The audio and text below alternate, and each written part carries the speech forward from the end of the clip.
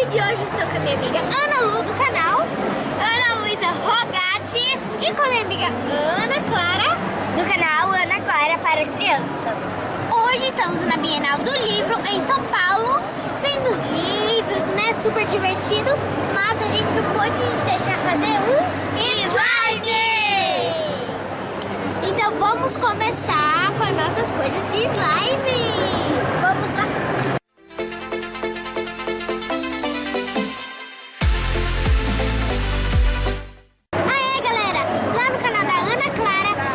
Se inscrevam e no canal da Ana Lu também se inscrevam. No canal da Ana Clara ela tá gravando um vlog aqui na Bienal do Livro em São Paulo, né?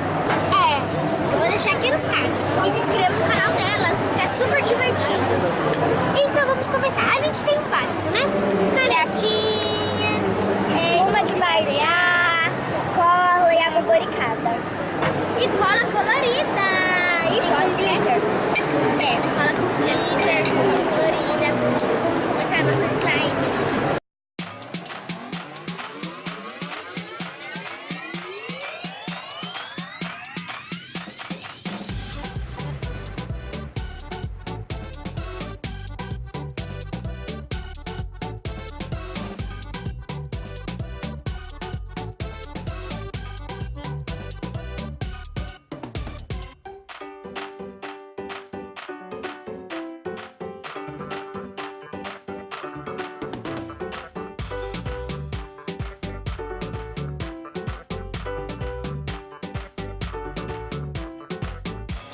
Agora vamos colocar espuma de barbear.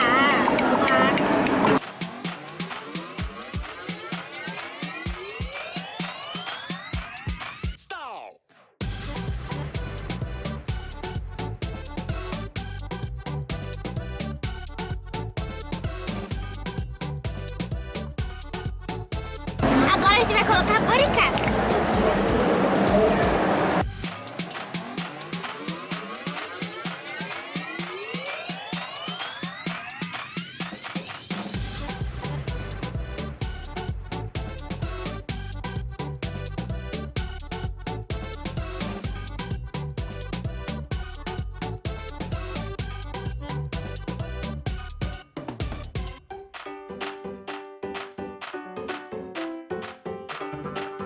E aí, meninas, tá dando encontro no slime de vocês? Sim.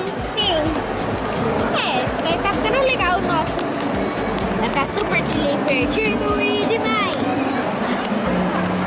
Não tem coisa melhor do que fazer slime na Bienal dos Livros. É super divertido. O meu já deu bom, tá super fluffy. O meu tá quase lá, hein? Você já tá bom. Eu já peguei a minha na mão. Pegando.